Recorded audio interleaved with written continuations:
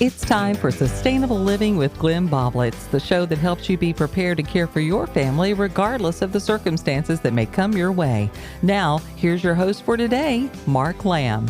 Well, Glenn, what do we got going this week? I mean, I never know when you come to the table with I see that little black notebook. My gosh, that's your brain. Yeah, pretty much. You left your brain here one week and you had to come back and get it. Yeah, I did. I was kind of a slobbering on myself. Right. It was bad. So, we've got a holdover from the weekend. Ugly stuff just keeps happening. Oh, yeah, the shooting and the church and stuff, yeah. And we don't get enough information to make an informed decision, and so you just deal with it. Right. One good thing we did this weekend was we had a Bedford Preparers classes. That's right. We talked about that leading up to. And that went fairly well. Good. And a lot of people got some good information, had some good speakers there. Yeah. Did one on just priorities of what I thought the priorities should be. And okay. You can just flip and adjust them as you see fit. Sure. So between that and the water, and it irks me and makes me feel sad that people don't take water as seriously as they should. Right. Well, but I don't know whether it's just too hard to get that secondary source of water or whatever it is. People just don't want to deal with that. Yeah. Well, you should have had a bucket this weekend, I hear, in the Lynchburg area. You guys got a deluge. I was in Smith Mountain Lake where it was supposed to rain, and we got a 15-minute sprinkle on Saturday, and that was it. There was nothing. That was it. We were out at Fallen Creek Park. My wife came out later, and she came, and her hair's all wet, and she's got that look like, oh boy, not the good one either. And she said, we just had a deluge of rain, and we checked the rain gauge when we got home. It was 2.25 inches of rain that dumped over there. Holy cow. Yeah, so it was just a little narrow strip. But, the world needs the rain, but we just don't need it all in one spot here. Right. So we appreciate the rain, even though it was a deluge. I've got buckwheat planted out there for my bees, and it's coming up. And, nice. And so there's always some good in it. Sure. So here we are. And today we're going to be talking about just who's around you. Who is your go-to people? Who is the ones you trust? Your inner circle, as I've called it before. Okay. So that's where we're at. You might want to reevaluate that or refresh it. And for sure, get in contact with them. I have this funny feeling we're going to have some of that. I ain't got time to fool with you no more coming. Yep. Because there's some of that out there. Absolutely. Yeah. So,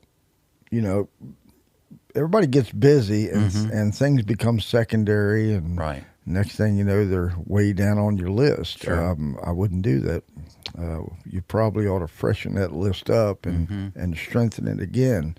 So that's what I was talking about, the inner circle. Who's still in your inner circle? Right. Who are the ones that you can count on? Because that's what's going to be important to you. You can look around and see we're on the edge of everything.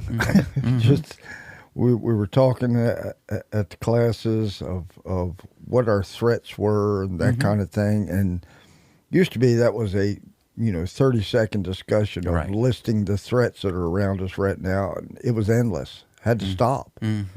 Okay, that tells me there's a lot of threats, people. A lot more. So regardless what threat there is, there's just certain things that you're going to have. And that led into water and food and shelter and communication and security. And so it escalates kind of quick. Are you still paying attention to all those things, those priorities? I know you're working your butts off out there to try to get your house in order, but don't forget your priorities. What is really important, and that's pretty much going to start right at your home, and then it's going to circle out to maybe your church or your organization or your inner circle, whatever you've got going on. you need to continually strengthen that. Make sure they're okay, because if not, they're not going to be there for you. Sure. And that's a lot what's going on. You know, people are financially strapped. I don't know nobody that can go to the grocery store and go, wow, I could carry $200 worth of groceries in one hand. Right. That's because you bought beef. It's just that expensive anymore. Mm-hmm. And that part's not going to stop. We're starting to see hyperinflation, regardless of what they say the economy is doing. Right. Something else is driving everything, and it's supply and demand as always, but we're just not keeping up. Mm-hmm. Your wages are not keeping up, and you can't just go to your employer and say, hey, everything I've bought in the past 6 months has gone up 40%. I need a 40% raise. Right. That's just not going to happen. That means you're going backwards. Mm-hmm. So you're going to have to do something different. You're going to have to find a way to reduce your budgets. And you go, how am I going to do that? I've been doing that for 10 years, and I'm down to my last nickels and dimes. Well, I'm already buying the Walmart brand of peanut butter. What can I do? I mean, I agree. Well, food is a big part of most people's family's budget. Mm-hmm. We're going to have to grow our own food. That's the only way, and you're going to have to do it cooperatively. Each person growing a large plot of food is just too much work for most people. Right.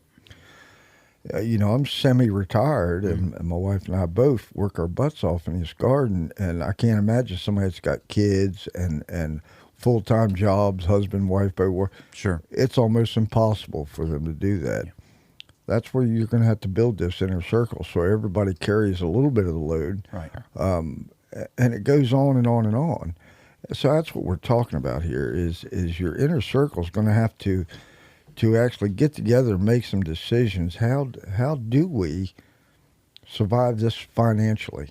Mm-hmm. How do we, and I'm not a financial advisor by no means, but I'm just saying, what ways can I reduce my budget or keep my family going? Mm-hmm.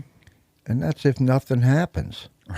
Right. Well, we both know that something's about to happen. Yeah. The world's too crazy for it not to. Yep. In fact, it's already happening. It's just not in your neighborhood yet. Too many things running at a fever pitch. Right. And I'm telling you, we need to gather ourselves up and figure out what we're doing. Yes.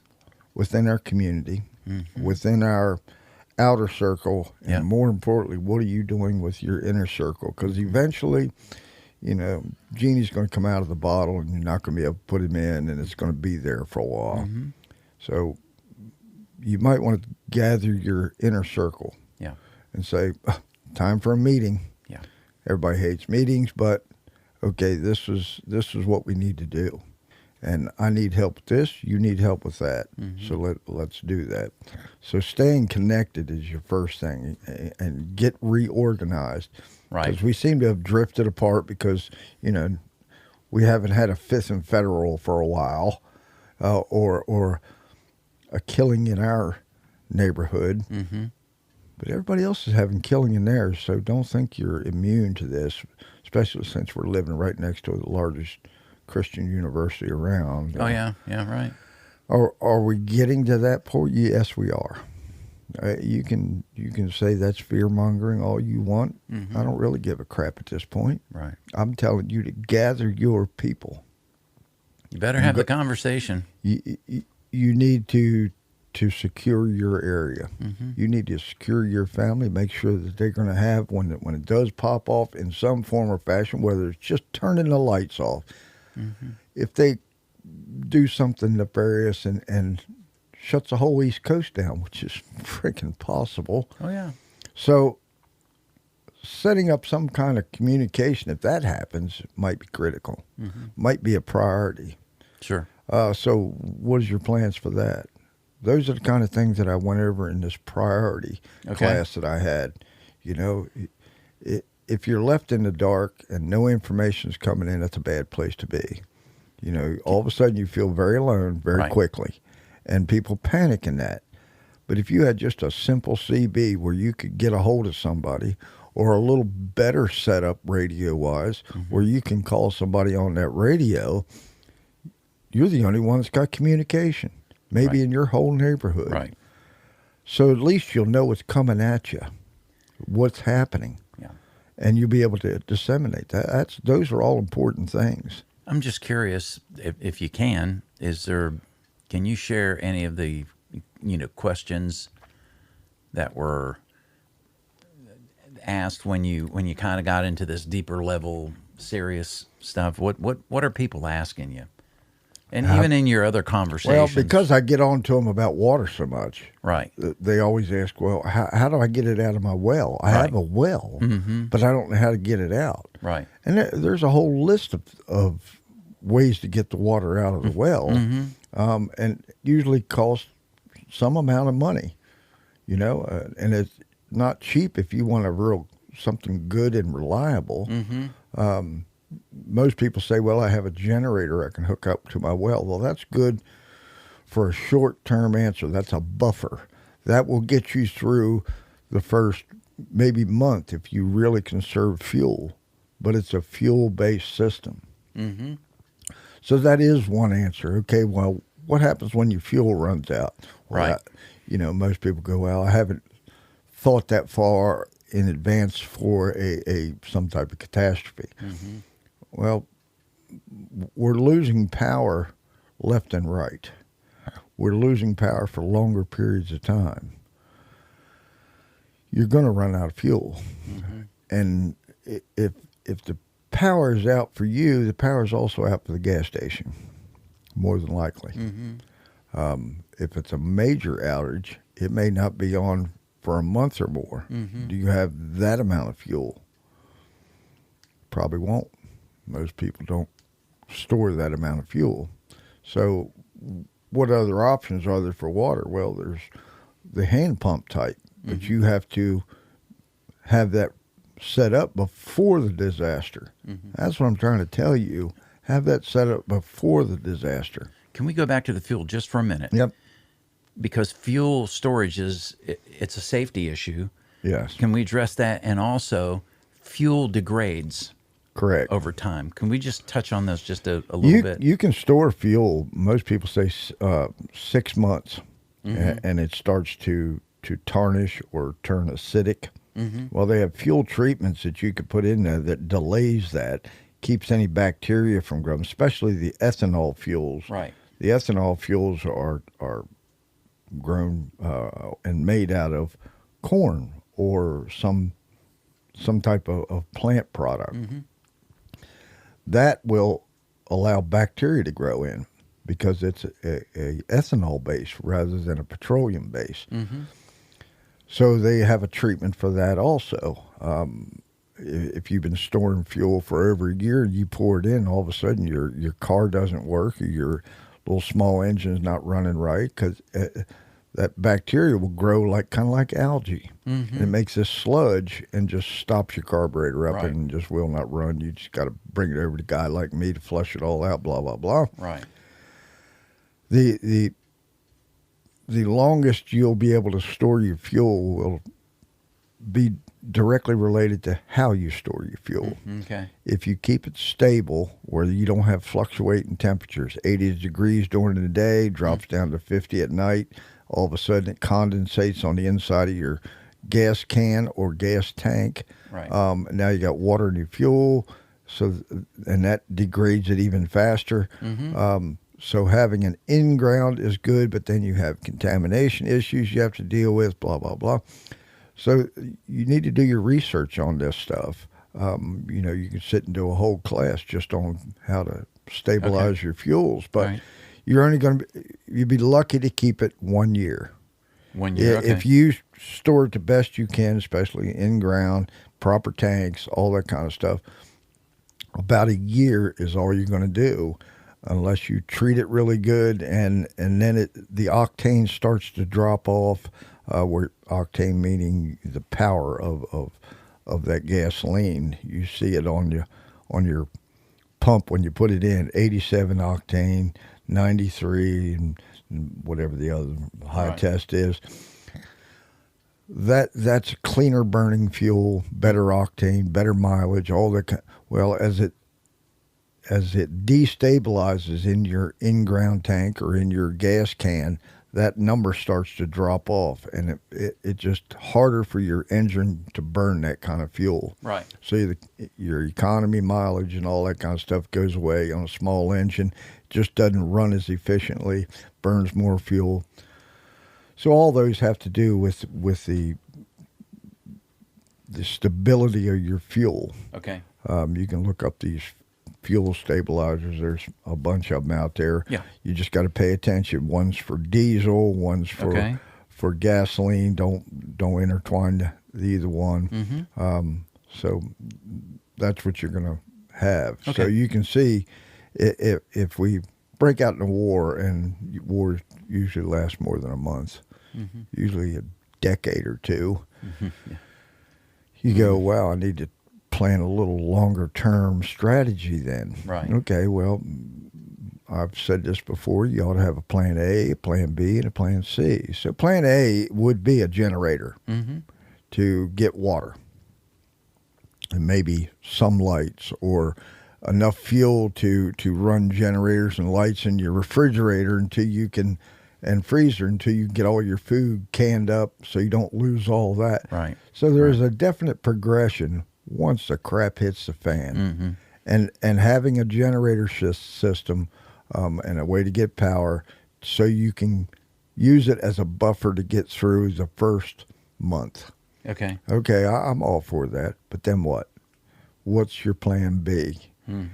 And you go, Glenn, you're killing my budget here. You know, I just bought a $1,500, $2,000 generator, and that wouldn't be a very big generator these days.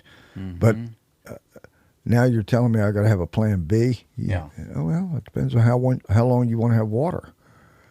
So you can get the hand pumps. And I'm not promoting Bison, but it's the most popular known, and there are some good ones coming online now that you see that are comparable but not quite as good.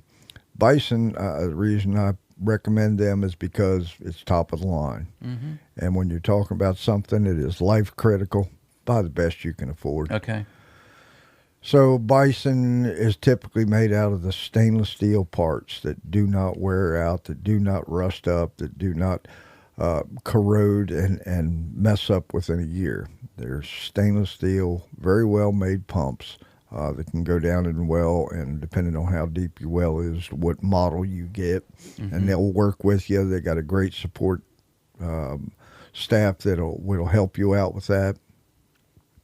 But then you still got to put it in. Right. And that's where your local handyman can come in.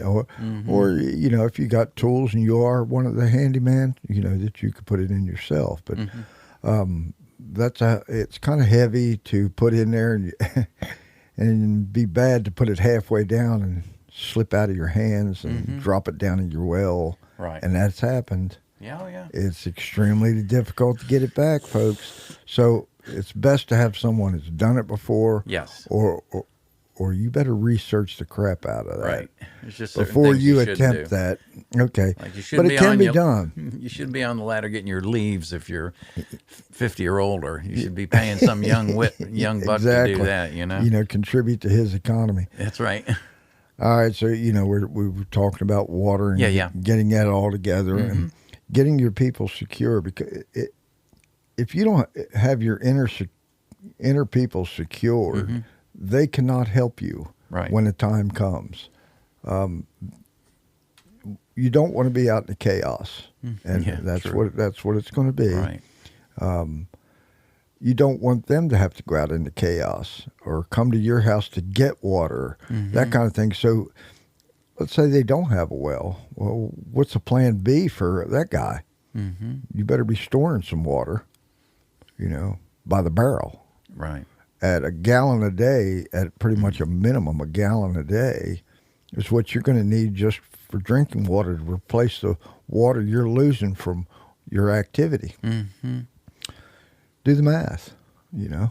Doesn't take long. It doesn't take long. One person used up 30 gallons of water in a month.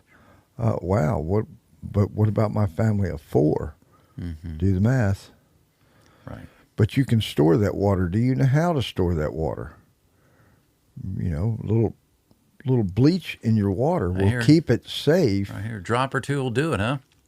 Well, per That's gallon, not the ratio, yeah, it's like a half a teaspoon for a gallon. Will keep bacteria from growing. A 55-gallon drum takes about a quarter cup. Okay. Do you know which bleach to use? Don't buy the scented bleach. You don't want your water tasting like springtime flowers. It's true. Because that's totally different than smelling like springtime flowers. Exactly. So unscented bleach. Yeah. Bleach doesn't last very long. You know, even a gallon of bleach stored in your pantry. Okay, I got 3-gallon jugs of bleach. That should last me X number of months. It'll turn to salt water. Wow. The oxygen combines with it. A little chemistry goes on, and it becomes salty. Okay. Rather than the bleach that you want. Interesting. Well, how do I store for a long term? We're talking 3 years. How would I store bleach for 3 years? Right. Get it in the powdered form. Sodium hypochlorite. Called Pool Shock. And okay. But when you buy it, look on the ingredients. It should say 100%, sodium hypochlorite. Shouldn't have fragrances in it. Right. Shouldn't have a bunch of other stuff in it. Sure. So, and you can buy it that way. Okay. And get the granulars, not the tablets. They're just easier to work. It dissolves better. Sure. But you can then make your own bleach. Now, it is not the exact same as bleach, but has the same effect. Okay. So that's a longer-term way to store something to purify your water. Okay. Filtering water. If you have to filter your water also, buy the best you can afford, folks. You can filter out leaves, sticks, and rocks pretty easily. Right. Okay. You can filter out little algae and diatoms and things fairly easily. Okay. But when it comes down to bacteria's a small little critter. You need a better filter before you drink it. Filtering alone is not good enough. So after you've filtered it out, and now it looks like water and not mud puddles, now you have this clean-looking water. Right. But it's really not fit to drink yet because it's got a bacteria that'll get in your intestines and give you Montezuma's revenge like Mexican water. So yikes. You have to sterilize it, and you can do that by boiling it. And I suggest any open source water. If it didn't come out of your well, a good, clean, tested well, you must boil that water. Okay. Because if you get sick, that's it. There's no doctor going to come save you. Nobody's going to come save you in a crap happening fashion. It's just, when the crap happens, it's going to happen fast. Right. And there's nobody to help you because everybody's in the same crap you are. Well, yeah. Just talk to somebody that's done a short-term missions trip and drank the water. Oh, it's terrible. God, it'll turn you around. And that was in a time in which you had access to medical care. Yeah. But it was too late. You had to suffer through it, and they got you back to health. Probably took a little while. Yeah. Knocked you down pretty hard, I'm sure. A pill or two. So, clean water. Yeah, it's a big deal, folks. If there's anything out there that you're thinking that's a higher priority, you'd be wrong.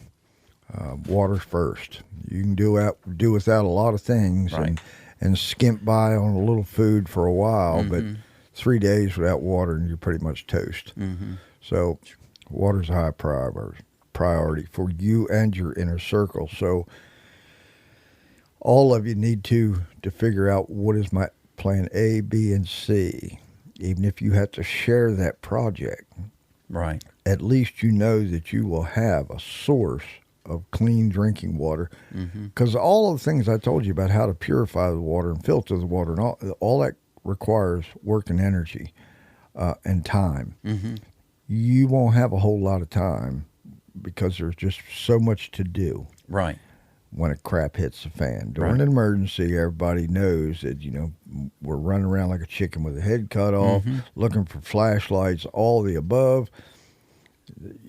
That's what I'm trying to get you to eliminate. Have your stuff ready. Right. And we're just not doing that. I was pretty disappointed over the past 5 years of how many people just are not even ready for the lights to go out in a summer storm. Right. Well, let's do this, Glenn. Let's take a break here. All right. And when we come back, I would like to address, how to maybe build that community of people you're talking about. And, going to events like what you just had this past weekend would certainly be a good start. We're with Glenn Baublitz. This is Sustainable Living Made Easy. Get ready for a new soundtrack for your life. Doc Rock, Smith Mountain Lake.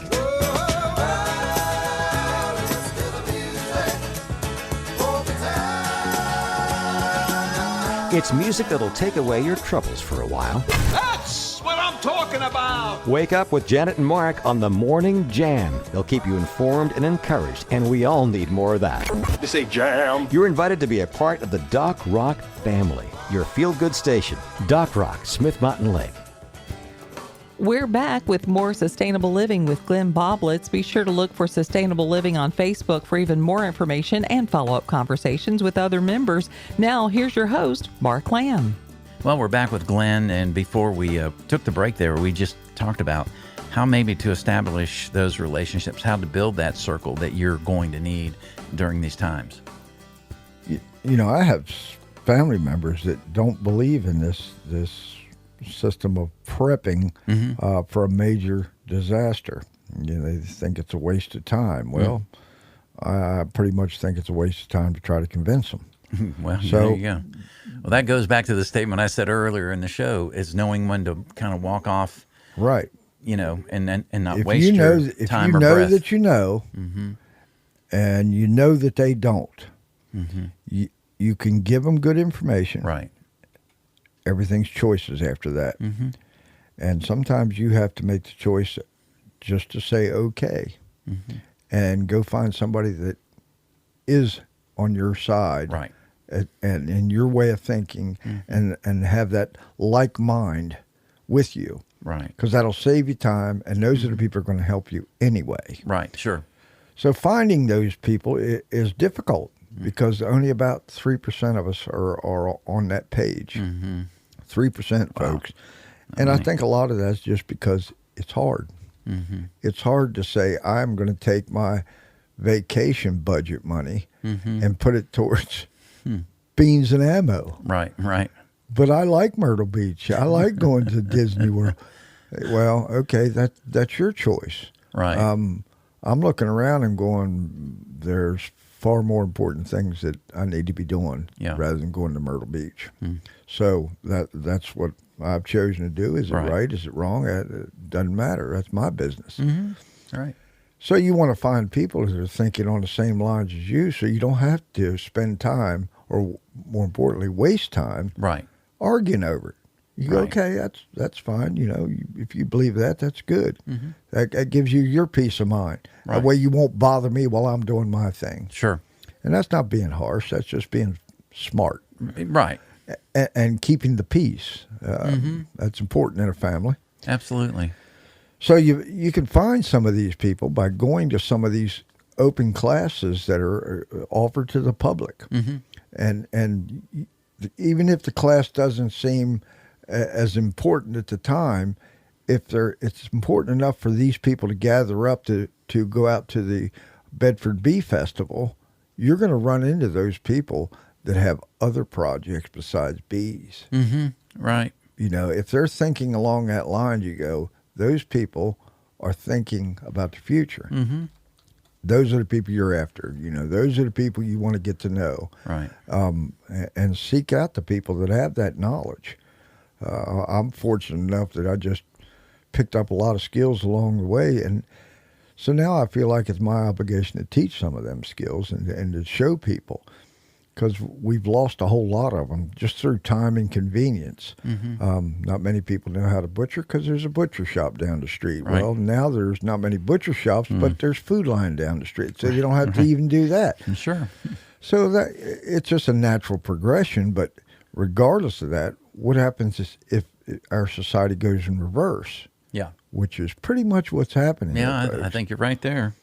So we're back to teaching people skills. If somebody's offering something out there, it's not necessary for you to go to learn some fabulous skill. It's the connection that you need to make to your community because that guy may be the very one you're going to need. Right. You know, if a guy's out there at some bee festival and you find out he is a mechanic too, oh, you just doubled up. Right. Right. You know, a mechanic's a big deal. Right. Somebody that can actually fix something. Right. Not somebody that runs the computer and plugs it in and the computer tells him, because that's 90% of car lots today. Yeah. Oh, yeah. They just put the part in, whatever the computer tells them. But Yep. real mechanic, oh man, he's the guy. Somebody really can understand diagnosing. Okay, something. well, how about, doctors? Yeah. If you actually have a doctor in your neighborhood, you might want to get to know that guy. Now, first off, you need to know him to see if he's a nut. True. See if he's some greedy SOB that could care less about you, just wants your money. Right. Or he may be a truly good doctor. Right. That cares about his patient. And you go, hey, how's your water supply? Have you thought about that? And if he was at the bee festival, I bet he has. Yeah. So, okay, now you're a resource for him. It doesn't matter what our titles are. It's what knowledge you have, and how you're willing to help your circle, Right. whether it's an inner or an outer circle. He may be an outer circle, but he's still a resource. Sure. And he's still within your circle. Now you become part of his. We're just not doing that. We're not sharing our resources at a time we should be. Now, I don't mean share your food supply with every Tom, Dick, and Harry comes through, Yeah, 'cause you and won't you have don't anything tell left. everybody everything. But what you need to do is say, I'd barter with you. That's what you're setting up. That's what's critical here is the barter system. Right. Now, the government doesn't really like the barter system because there's no taxes on it. Right. Yeah, But, they can't you get know, their grubby hands on it.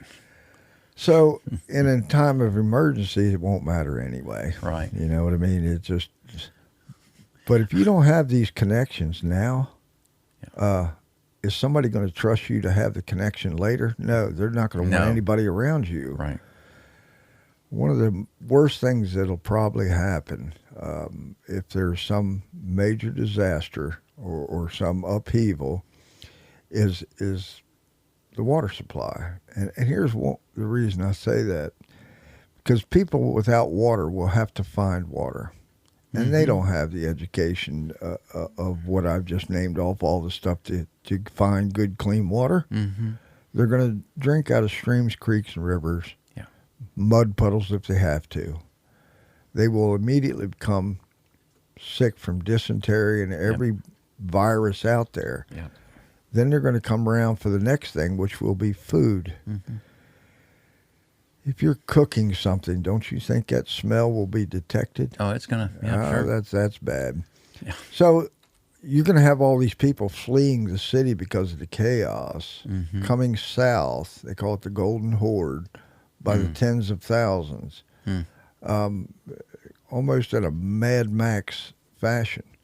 Man. So they're all going to be sick at a time where you can't access a doctor. Right. You can't let that person onto your property because it'll infect your entire household and everybody's gone. And people are going to go nuts. Well, yes. People are going to go nuts. I mean, people don't want to hear this. People be- don't want to hear how dark people get. People have no idea what combat for some people, for some people that not the military portion, but the civilian population, how desperate they become. Right.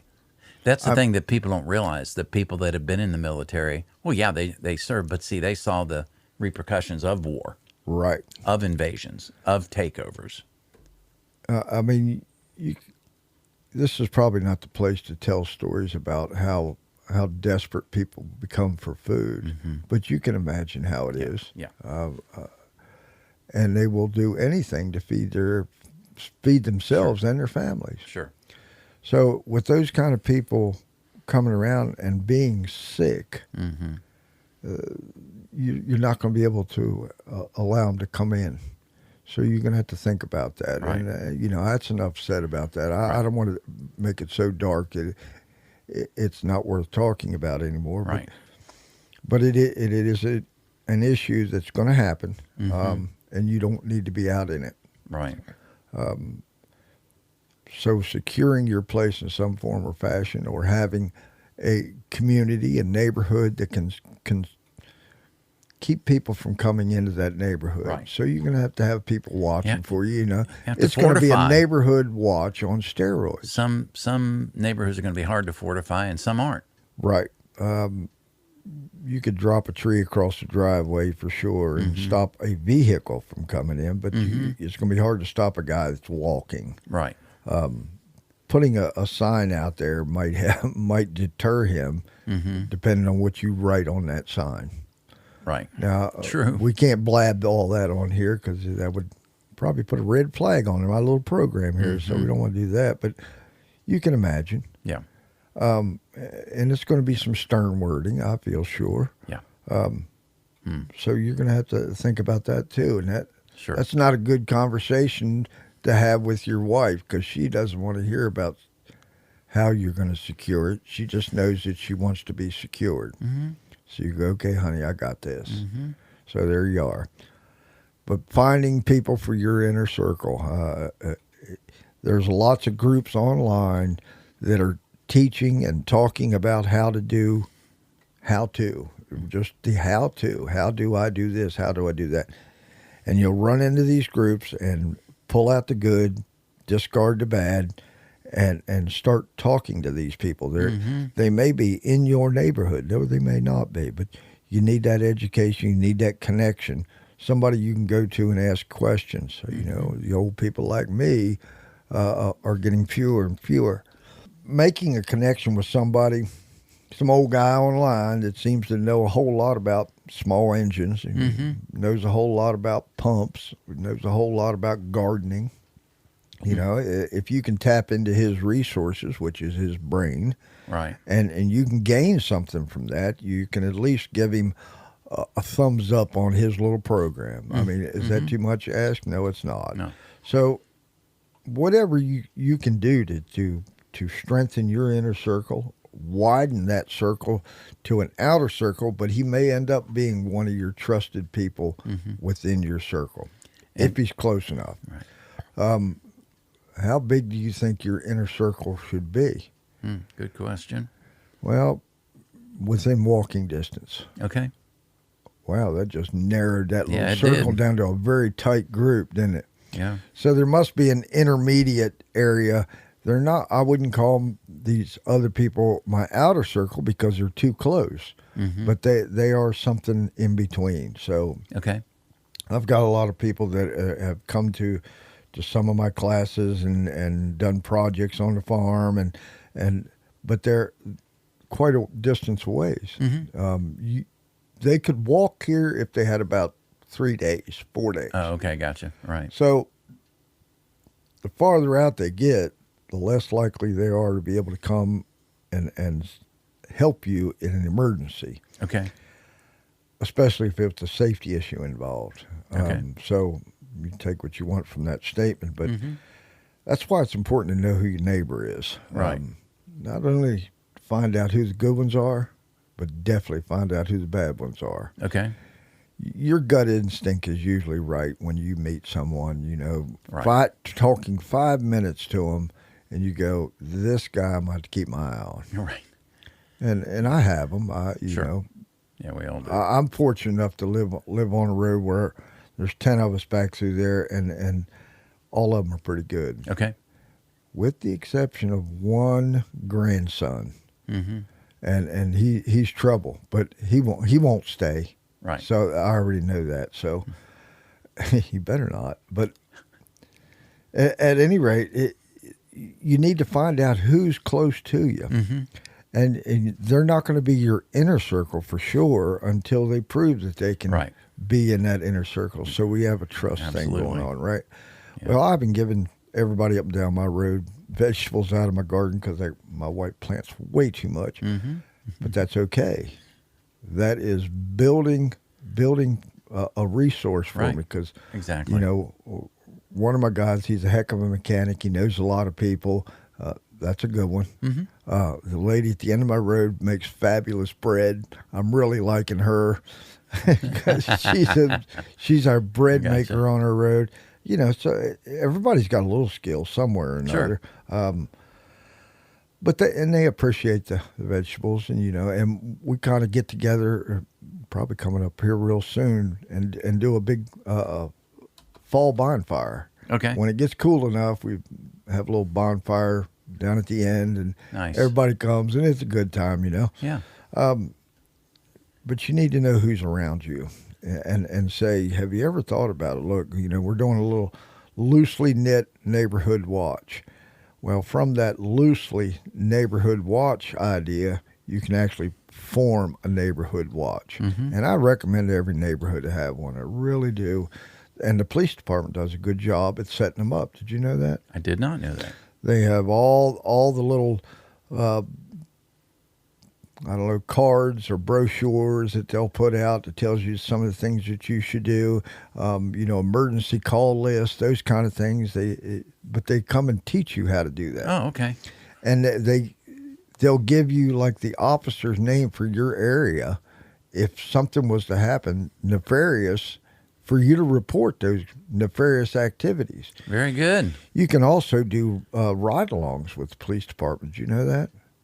I did know that one. It's been a long time since I've heard people talk about that, but they actually have one where it's not just riding along; it's your like an auxiliary policeman. Right. Okay.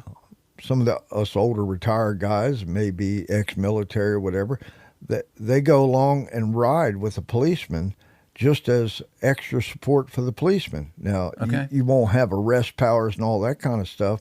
But you're just an extra set of eyes, an extra body, in case somebody needs help, all that kind of stuff. And it's always better to do a buddy team in anything you do, especially in a security environment.